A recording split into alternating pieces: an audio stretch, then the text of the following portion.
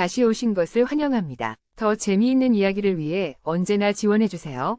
좋아요와 구독을 눌러놓치지 마세요. 함께 신비한 애완동물 슈퍼신문 가게의 새로운 부분을 탐험해보세요. 이게 머리개 몸색 상접힌 뒤에는 무서운 모습이 사라졌고 오른쪽 절반이 없어진 상태에서 고통을 참으며 이를 견디고 있습니다. 안나의 특급 검은 자동으로 피를 흘리면서 이 괴물에게 고통을 주었습니다. 그것은 벽에 가깝게 밀어붙여 놓고 두 명의 인간이 다가오는 것을 보았는데 그들은 평온히 이야기를 나누고 있습니다. 토빙은 안나에게 그것의 기억을 뽑아내기 위해 초능력을 사용하도록 요청하며 그녀에게 빨리 해야 한다고 재촉했습니다. 저는 급히 필요합니다. 안나는 괴물에게 다가가 다리에 누워있는 그림자를 보고 갑자기 거절했습니다. 죄송합니다. 이번에는 저를 따라오기 어려울 거예요. 그는 미간을 찌푸려 그녀를 보며 이 여신은 말한 것들을 실행할 능력이 충분하다는 것을 알고 있습니다. 왜 그녀는 참지 않는 걸까요? 그것이 질문입니다. 토빙은 그녀가 이런 괴물로부터 정보를 끌어내는 것이 쉽지 않다는 것을 물어봐야 했습니다. 그녀는 토빙을 향해 미소를 지었고 당신에게는 어렵지 않을지 모르지만 그에게는 어려울 거예요. 절망적일 때만 그가 나를 찾아오는구나. 이제 권한은 당신에게 있지 않아요. 토빙은 조심스럽게 말없이 눈을 경계하며 금발 소녀를 향해 듣고 있었습니다. 그녀는 거래 조건으로 20점을 요구했고 토빙이 제시한 수치의 10배로 요청했습니다. 안나는 손가락으로 두 번을 가리키며 앞으로 신들을 향해선 해결할 수 없는 것이 있다고 말했습니다. 개인 능력만이 안나가 할 수 있는 일이며 가격은 2배로 오를 것입니다. 토빙은 입가를 올려 웃으며 놀라운 순수함으로 안나에게 답했습니다. 안나, 저는 애완동물 상점의 관리자입니다. 직원 규정에는 분명히 명시되어 있습니다. 당신은 상점 관리자의 명령을 따를 것입니다. 당신이 여기 앉아 해고하겠다고 협상하고 있습니다. 안나는 계약 조건에 대해 이야기하고 싶어 하는데 그는 그녀가 생각하는 것보다 더 자유로운 것 같습니다. 그녀는 머리를 숙이며 애완동물 상점의 사업 범위 내에서 상점 관리자의 명령을 따르겠습니다라고 인용했습니다. 최고 권력의 모든 것은 토빙의 위치에서 시작되어 안나의 말에 감탄했습니다. 이 괴물의 기억을 끌어내는 일은 상점 운영과 어떤 관련이 있는지, 그가 그녀에게 서로 쏠리는 시스템을 더 추가할 수 있는지에 대해 깨달았습니다. 그 순간 두 단어는 안나를 격려하는 원동력처럼 빛나며 자신이 우세함을 느끼자 그녀는 인내심을 가지고 두 손가락을 내밀며 승리를 미소 짓는다. 그때 본존의 정해진 규칙을 이미 알고 있는 본신은 그녀가 그때 우세함을 느끼고 양해한다. 본신은 그저 내 매장원일 뿐이지 나의 개인 하인이 아니야.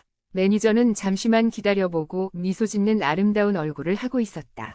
토비는 만족하지 못하며 시스템을 불러 그녀의 미소를 바라본다. 말을 걸 수 없으니 시스템을 동맹으로 불러야만 했다. 그러나 그녀가 비아냥거리듯이 대답하며 너는 빨리 성숙해야 해. 문제를 해결하는데 타인에게 의존해서는 안 돼. 또한 그녀가 말한 것이 틀린 것이 없었다. 앞으로는 시스템을 자비, 지혜, 최고의 지성이라고 불러야겠다고 그는 머리가 아프게 하면서도 자신의 이마를 주물럭거렸다.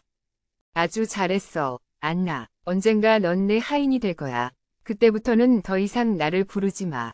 이렇게 말했지만 토비는 안나에게 자신의 기억을 끌어내는 것을 부탁할 수밖에 없었다. 그래서 그는 작은 소녀의 가격에 기울어져 한 번째에 20점, 두 번째에는 40점을 잃었고 세 번째에는 80점을 잃게 되었다. 세 번만 하면 안나의 총 점수는 200점이 되어야 했는데 이는 우수한 직원으로서의 요구사항을 충족시켰다.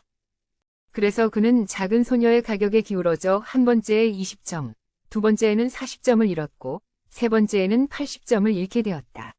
세 번만 하면 안나의 총 점수는 200점이 되어야 했는데 이는 우수한 직원으로서의 요구사항을 충족시켰다. 더 많이 하면 그녀를 고위 신의 세계로 인도해야 할 것이고 그들의 계약은 끝나지만 그것은 토빈이 원하지 않는 미래일지라도 안나의 눈에는 이미 드러나 있다. 두세 번 더 나는 그녀를 최고의 신력으로 성실하게 데려가야 한다. 우리의 계약도 끝난다. 이것은 환영받지 못하는 미래이다. 그러나 안나는 이미 그녀가 달갑지 않고 받아들이는 것을 보았다. 그녀는 미소 짓더니 얼굴은 그럭저럭 괜찮은 것 같다며 손끝이 서로 떨어진 채 자신의 에너지를 한 곳에 집중시켜 작은 공 모양으로 만들어 중앙에 놓았다. 말로 할 필요도 없이 결정은 이미 뻔히 알고 있었다. 그는 이번 거래를 실행하기로 결심했고 그 공은 빛나며 괴물의 머리를 위협하는 빗줄기로 바뀌었다. 젓갈색 개는 미끄러지지 않는 앵마기를 올려들고 달려가는데 왜인지 자신이 누군가에게 닿을 경우 안심할 수 없는 기분이 들었다. 하지만 어디로 도망가도 피하지 못했다. 태양의 빗줄기가 그 괴물의 등뼈에 직접 쏟아져 땅으로 떨어뜨리게 했고 그는 쓰러져 바닥에 몸을 휘두르며 일어나지 못했다. 그는 헛수고로 팔을 바닥에 내려치고 분노로 입을 벌리며 구해줘라고 외쳤지만 몸은 움직일 수 없을 정도로 단단히 막혀 있었다. 하지만 여기서 아무도 그를 구해주길 원하지 않았다. 안나의 무서운 얼굴이 바로 그녀 앞에 나타났다. 그녀는 힘을 궁금하게 감춘 손바닥을 펼치며 노란 빛의 에너지를 평온하게 방출하고 너의 영혼이라고 말했다. 빛이 떠오르자 긴 머리를 한 괴물의 잠재의식 속에서 멀리 떨어진 가게에서 갑자기 나타나게 되었고 그는 자신의 두뇌를 따라 달리는 이상한 오한을 느꼈다. 그것은 괴물과 그 사이의 정보 연결 신호였으며 조금 머리가 아파서 다른 사람들이 이상한 표정을 알아채지 못하도록 이마를 손으로 감았다. 함께 이동하던 탐험가는 그의 발걸음이 느려지자 다가와 무슨 일이냐고 물었고 답은 괜찮아였다. 지금 그는 수백 명이 모든 연령대의 탐험가들을 이끌고 공간의 틈새로 이끌고 있었다. 그들은 정부의 감시를 피할 수 있었고 이제 그들은 100m가 넘는 길을 통해 입구에 도착했다. 모두가 그 틈새에서 퍼져나가고 싶게 만드는 붉은 빛이 나왔다. 더 많은 미래와 능력을 향상시키기 위해 서둘러라. 어쨌든 모든 것은 그의 계획 안에 있었지만 그는 어이없게도 사람들도 이 정도의 대단한 고수를 가지고 있다는 것을 깨달았다. 하지만 그는 자신만의 방법을 가지고 있었으며 계획을 방해할 수 있는 어떤 단서도 드러내지 않기 위해 손을 이마에 가져다 대고 머리를 아프게 했지만 곧바로 두 뇌 사이의 연결이 사라졌다. 안나 옆에 붉은 가죽을 한 괴물은 즉시 폭발하여 피가 물처럼 튀어나왔다. 그것은 물이 찔리면 터지는 물통처럼 그를 깜짝 놀라게 했고 안나는 그 자리에서 멈춰 섰다. 그녀의 머리카락과 드레스는 빠르게 몸을 감싸는 순간적인 반사를 피해 피를 튕겨냈다. 토빈 옆에 있던 젓갈색 털의 개 괴물은 즉시 터져나와서 몇 조각의 피가 물처럼 튀어나오게 만들었고 그는 놀라 뛰쳐나가면서 안나는 제자리에 서 있었는데 머리카락과 드레스는 빠르게 에너지를 끌어들여 몸을 감싸고 있었다. 그 순간 긴 머리의 그 사람은 그 괴물에서 정보를 빼내려는 사람을 알아챘는데 그 사람은 작은 도시인 롱장시티에서 왔다. 토비는 남은 것들을 바라보며 실망했는데 그를 죽였어라고 물었다. 그는 그대로 놓여있던 지팡이를 바라보며 나는 그것을 예상했어. 만약 더 이상 남은 것이 없다면 나는 환불 신청을 할 거야. 어차피 그냥 돈을 벌기 위한 사기꾼이었으니까라고 말했다. 안나는 그가 실력이 매우 강하다고 칭찬한 사람이 정말 강하다는 것을 증명했지만 토비는 그 중요성을 이해했고 그녀의 냉소적인 말 속에서도 그를 그 분야에서 중요한 존재로 인식했다. 토비는 놀라 머리를 터뜨리고 방어막을 제때 사용하지 못해 얼굴과 옷깃이 붉은 피에 물들었는데 얼굴은 화가 나면서도 자신의 실수와 절망을 분명히 드러냈다.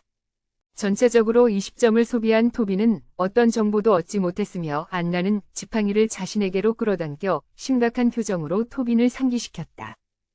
이번에 넌 강력한 악당을 건드렸어. 이 실력은 사실 인간들보다 훨씬 강해. 이전에 안나가 칭찬한 사람은 실력이 강력하다는 것을 증명했지만 토비는 그 중요성을 이해했고 비록 안나의 말 속에서도 냉소적인 어조가 느껴졌지만 그녀의 말에서 중요성을 깨달았다.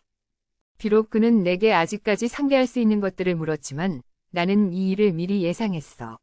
더 이상 할 말이 없다면 환불을 요청하고 싶어. 어차피 이건 돈을 벌기 위한 사기꾼에게 돈을 주는 것이니까. 어차피 그는 냉소적인 말투로 환불을 요청했지만 토빌은 그 상황의 심각성을 이해했다. 결과적으로 안나는 점수를 따내지만 이 청년에게 되돌려주기는 싫어하며 장을 다시 저장 공간으로 돌려주며 그에게 보복하지 말라고 경고했다. 수천 년 동안의 지식과 경험을 토대로 다른 문제를 해결하는데 토빈이 고민하던 중 20점을 바꿔가며 다른 문제의 답을 찾는다. 왜 하루하루가 지날수록 상황이 더욱 복잡해지는가 몇 번의 시도만으로 안나는 내게 협약을 맺을 것이라고 생각해. 하지만 토비는 최근 근처의 광산으로 인해 궁지에 몰린 것을 깨달았다. 이것은 이미 인간의 이해 범위를 벗어났고 그는 마침내 이 사진을 위에 올려 우리가 유리 에너지라고 부르는 것을 소개했다. 많은 전투 총회사들이 그것에 매료되어 목숨을 걸고 이 물건을 파냈다. 이 광물은 어디서 나온 걸까? 출처를 말해봐. 안나는 방금 이 물건을 보고 심하게 웃었다. 무슨 소리야? 기억 상실인 척하고 멍청한 척하고 있어. 무슨 소리야?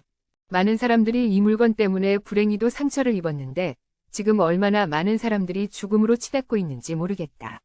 소평의 성질이 급한 태도는 안나로 하여금 엄숙하게 그를 바라보게 하고 젊은이들에게 비슷한 물건이 일찍이 우리 이곳에서 네가 몰래 많이 먹었었다는 것을 일깨워 주었다.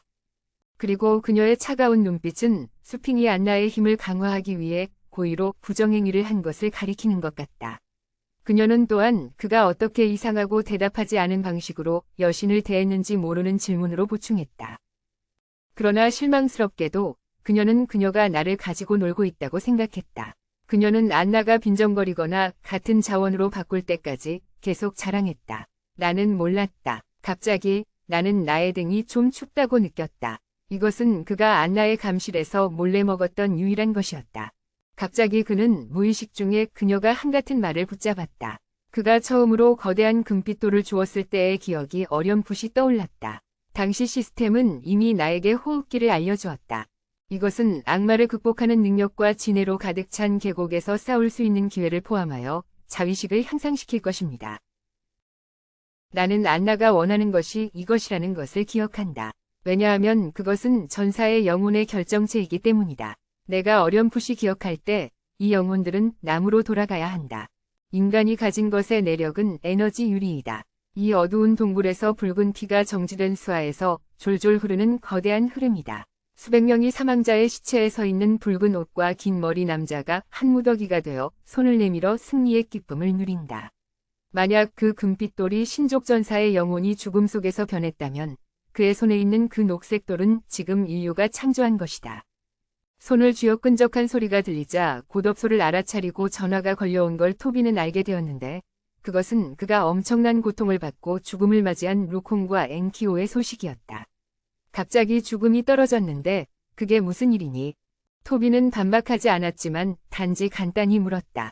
너도 사라졌어? 바치는 놀라며 물었다. 무슨 일이야? 강력한 소나기도 끊어졌어. 그게 누구가 할 수 있는 일인가? 그럼 당신은 누구인가? 이 일을 할 수 있는 사람을 향해 카메라를 돌리는데 혈흔이 튀어나온 편에 보이지 않았나요? 그건 무슨 소리야? 그게 뭐라고? 어디서 이 미네랄이 나왔어? 나에게 말해. 그것의 출처를. 안나는 이것을 본 순간에 끔찍한 웃음을 지었지만 토비는 분노하여 치켜올리며 안나에게 곧바로 대응했다. 넌 뭐야? 더 이상 환상에 빠지지 말고 말해. 이것은 에너지 결정이라고 불리며 이것을 사용하면 뚜렷이 힘이 증가할 것이다. 많은 전투 열성가들이 이것을 캐기 위해 목숨을 내던졌지만 이 광물의 출처는 어디서였는지 토빈에게 알려주라고 안나는 무서운 웃음을 짓더니 조롱했다. 이 사건을 어떻게 설명할 것인가요? 당신은 증거가 있나요? 그런 특별한 능력에 대해 저는 전혀 들어보지 못했어요. 바츠는 확신에 찬 시선으로 영상을 바라보고 사람들에게 침묵을 요청하며 토빈에게 따라보라고 시키는데 피 속에서 무언가가 감춰져 있다. 토빈, 꺼내봐요. 그는 바츠가 말을 듣고 손을 향해 이동하고 힘을 사용하여 조사하려 했는데 그는 놀랐다. 그는 피 속에 누워있는 동물을 발견했다. 그를 들어올릴 때 그것은 균열이 나고 있는 귀퉁이에서 빛나는 붉은색 조각 동물의 잔해라는 것을 볼 수 있었고 바츠는 토빈이 엮였을 때 흔적을 남겼는지 물었다. 소평은 아니라고 대답했다. 그러나 이 가시들의 크기는 달랐다. 백로는 조정에 남아 고개를 끄덕였고 은경은 죽어 그가 묘사한 가시 모양의 생물을 남겼다. 당시 나는 아직 확정할 수 없었지만 이 점을 보고 나는 이런 생물들이 백로들이 알고 있는 것보다 더 큰 종에 속한다는 것을 추측할 수 있었다. 그것은 사왕주의 식물계 왕수였다. 이 짐승의 이름은 피안인데 지금은 날카로운 가시와 반짝이는 붉은 혀가 자라 전쟁 숭배자의 시체를 끌어들이고 있다. 더 정확히 말하자면 그것은 수정석, 피안, 매혹적인 붉은 슬픈 추억을 빨아들였다.